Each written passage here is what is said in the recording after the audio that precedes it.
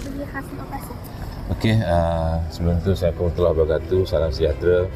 Terima kasih dapat bersama-sama kami pada hari ini untuk operasi yang dijalankan oleh pihak kami.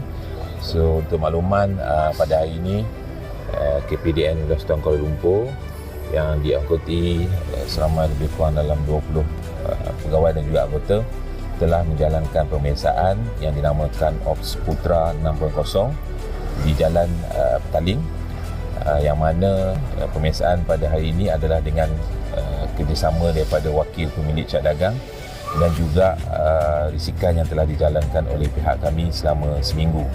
So hasil pemeriksaan pada hari ini telah mengenal pasti sebanyak 5 premis, yang mana 2 premis dijadikan sebagai stor simpanan untuk barang tiruan yang berkenaan.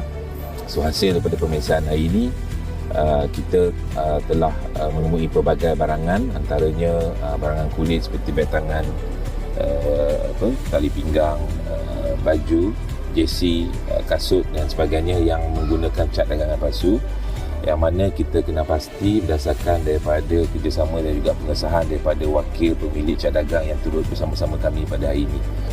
So secara keseluruhan, Ops Putra ni bermula daripada 2023 sehingga kini, kita telah menghasilkan sebanyak 44 kes, yang mana membawa nilai rampasan sebanyak lebih kurang 2.3 juta ringgit lah.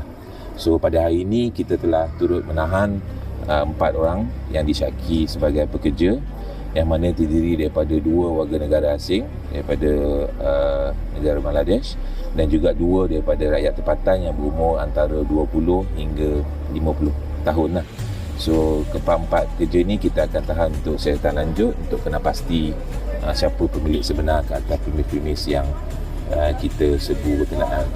So hasil daripada siasatan awal juga mendapati bahawa barangan-barangan ini dibekalkan kepada peniaga-peniaga di sekitar kawasan Lembah Kelang dan juga turut dijual melalui platform online.